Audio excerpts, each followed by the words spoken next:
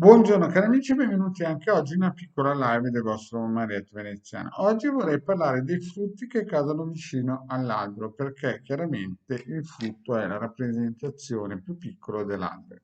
Ma prima di fare questo, il vostro Marietto Veneziano vi vuole chiedere di iscrivervi al canale YouTube Lady Gala, al canale YouTube del vostro Marietto Veneziano, se non l'avete ancora fatto, di venirci a trovare nei nostri gruppi social. Stiamo rilanciando il link sono sotto qui in descrizione, il gruppo di Fese, Radionica, Radiestesia, Tarologia e Ermetismo. Siamo più di 1430 amicizie e stiamo crescendo. In più vi ricordo anche il sito capitano.altervista.it, link sotto in descrizione, dove il vostro Marietto ha posizionato più di 20 ebook di Radionica Radiestesia gratuita, con tanto di spiegazioni, sono gratuiti, ne hanno già scaricati più di 150.000 e il vostro Marietto veneziano ha già donato all'umanità più di 2 milioni di circuiti radionici e quadranti radiostesici con tante spiegazioni targate Marietto Veneziano. Qui abbiamo anche una sezione shop, il legale Marietto Veneziano, dove ad esempio vendiamo questo amuleto talismano a 150 euro più spese di spedizione. Bene, abbiamo anche un gruppo di Telegram che è in work progress e prima o poi reinizieremo quando avremo tempo. Bene, adesso parliamo un po' di questa situazione perché spesso e volentieri delle mamme mi telefonano un po' disperate che hanno perso la situazione e il controllo dei propri figli, no? E lì c'è poco da fare se non attivare riti propiziatori e riti, insomma, che diano rinforzo e qualche circuito. Ma quelle mamme che sono ancora all'inizio, no? Che magari stanno progettando di mettere su famiglia con tanto di bambini, il vostro marietto vuol dare dei consigli, no? Certo che chi segue il marietto questa cosa l'ha già sentita detta in altri salsi, comunque è molto importante che lo ripeto perché molte mamme mi contattano, molte donne mi contattano, molti signori mi contattano perché hanno delle piccole salitelle in casa e non riescono a capire dove hanno sbagliato. Ultimamente avevo letto che su un social una scritta del genere, no?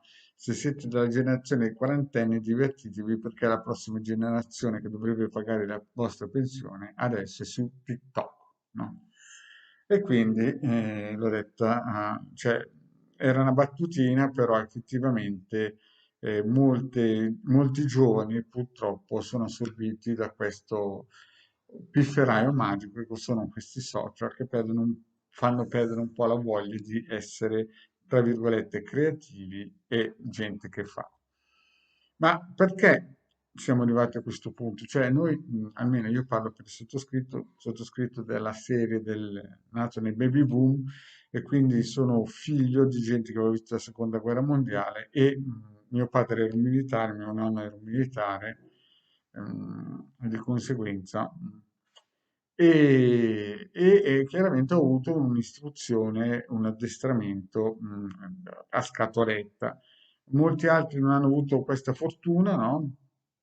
E, della serie del 68, no? Quando si voleva dividerla, tra virgolette, la ricchezza per tutti, ma non c'è ricchezza per tutti in questo mondo, è inutile essere ipocriti, no? C'è una parte di persone che hanno il karma di dover guidare ed aiutare gli altri e una parte che ci sono, ad esempio, in un treno non sono tutte locomotive, c'è una locomotiva e tanti vagoni, no? E questo è un concetto che si riversa poi anche nella società. Ci sono alcuni che sono preposti a guidare perché hanno le qualità, altri che non hanno le qualità ma vogliono guidare per stare su con l'ego nella piramide e quelli sono quelli che fanno più danni, no? E creano le raccomandazioni, bustarelle e quant'altro. Però per quelle mamme che sono agli inizi, no, che vogliono capire come creare una locomotiva in un vagone che poi un giorno per un posto di lavoro dovrà essere raccomandato perché se no non lo prenderanno neanche. La base è dargli un'istruzione forte, no? Un'istruzione forte in cui lui possa, il figlio, creare un abito mentale da guerriero, no? Un abito che deve capire che tutto quello che lui ha se lo deve guadagnare, ma non perché voi siete cattivi, perché quando voi non ci sarete più, nessuno gli regalerà qualcosa gratis e tutto dovrà essere pagato. E poi lui gli farete evitare tanti errori nella vita. Io ho sentito tante mamme che magari gli avevano regalato PS4, gli avevano regalato a destra e a sinistra, poi lui pensava che la vita fosse come una PS4, gli ha regalato una macchina di 60.000 euro, ha preso la macchina, è andato contro un muro e ha capito che la PS4 poteva permettersi di andare contro un muro, ma con una macchina di 60.000 euro andare contro un muro a una certa velocità si è reso conto che il muro c'era e si è fatto la bua. E dopo vai a chiudere la stalla quando i buoi sono usciti.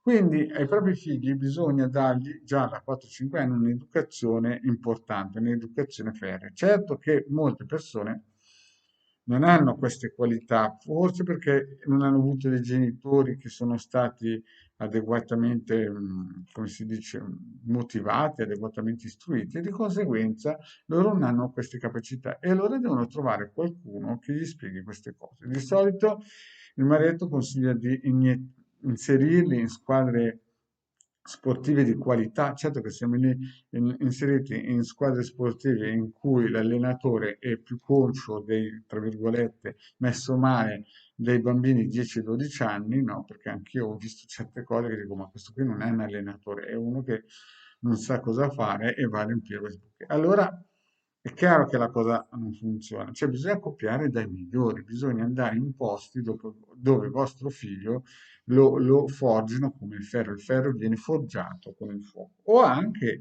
a livello artistico, insomma, bisogna trovare uno sport o un allenatore o una squadra che dia quello che in casa non si riesce a dare. Questo è chiaro perché i genitori non possono far tutto. In questo periodo noi siamo anche in un periodo sotto pressione, poi ci saranno quei genitori alzate le scure che cominceranno a prendere la scusa del Covid a destra e a sinistra. Io non sto parlando adesso, io sto parlando di una forma mentale in cui voi spiegate ai vostri bambini che quando finiscono la colazione devono prendere il proprio piatto, andarselo a mettere nel lavandino e magari anche lavarselo. È un esempio, no? Perché vedo sempre e sento sempre spesso di gente che non è abituata a lavorare di squadra, no? E quindi di conseguenza poi quando i figli diventano grandi, queste ragnatele che hanno dentro nel loro abito mentale li influiscono in modo negativo, di conseguenza creeranno famiglie, farlocche, roba del genere da PS4. Io vi voglio ricordare anche che, ad esempio, uno dei più grandi generali che l'umanità ha avuto, Henry Himmler, prima della seconda guerra mondiale, era riuscito con Führer, no, a creare uno Stato che praticamente era allo sbando in 7-8 anni, uno Stato virtuoso, uno Stato immenso, uno Stato che aveva delle idee guida molto importanti. La Germania, voglio ricollegarmi a questo concetto, perché la Germania è diventata dopo pochi anni, anche se aveva perso la guerra mondiale, la terza potenza, come si suol dire, economica mondiale, per il semplice fatto che tutte queste della Gestapo, tutte queste delle SS che avevano perso, cioè c'erano vari livelli di Gestapo e c'era 1 milione di persone che Himmler aveva istruito tramite chiaramente istruzione, no? Libri e roba del genere, sia con un sistema militare sia anche con un sistema esoterico. Quindi quando la Germania ha perso la guerra, Adrià che gli alleati hanno voluto creare un muro di cinta contro l'Est, no? Però nel mondo tedesco, nel mondo germanico, esisteva sempre 1 milione di esoteristi creati dal generale Heinrich Himmler, no? Adesso noi in Italia siamo un po' così come siamo, qui stanno creando i milioni di PS4, di Xbox, chiamatelo come volete, di TikTok, però anche per le mamme più attente, i papà più attenti si devono sedere, mettersi a parlare quando i figli hanno 4-5 anni e pianificare una strategia per creare un abito mentale in cui quando queste persone, cioè i loro genitori, non ci saranno più, il figlio sarà una riserva, sarà come si dice, un aiuto, sarà una risorsa per la propria moglie e per la propria nazione, no? Perché la nazione nasce in casa, la nazione nasce fra le famiglie. Uno Stato sacro suolo italiano nasce proprio dalle famiglie poi si evolve. Poi un'altra cosa che vorrei aggiungere per tutti quelli che stannacciano la democrazia, roba del genere, io ho già spiegato tante volte che noi viviamo sotto una tassocrazia degli Stati Uniti che hanno le potere. Quindi quando voi sentite nei vari talk show che si ammazzano, si stracciano le vesti, no? Per cavolare discorsi su destra, non esiste. Esiste il mondo misterico che guida, esiste il mondo militare, esiste il mondo esoterico, esistono i servizi segreti, ma tutto questo talk show che voi vedete, questo finto turbocapitalisti che voi vi immaginate che esista, esiste sulla carta ed esiste solamente, è come se ci fossero dei binari, no?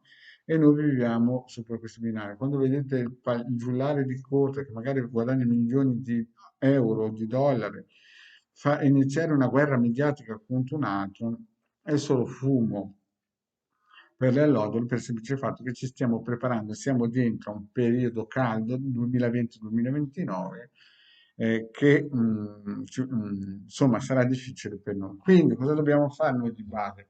Costruire un abito mentale per i nostri figli tramite un'educazione ferrea. Se non ci riusciamo noi, li portate in una bella squadra o a suonare il violino, insomma, dovete impegnarli dove loro vedete che hanno queste possibilità, queste qualità, non potete lasciarli a casa a stare fermi davanti a una PS4 a giocare o alla guerra o alla macchina, perché arriverà un giorno che voi non ci sarete più ad aiutarli, a curarli, e se lui non ha l'adeguata attrezzatura mentale, sarà praticamente asfaltato e non riuscirà a capire che non viviamo in una talassocrazia. Bene, grazie cari amici e alla prossima, ciao.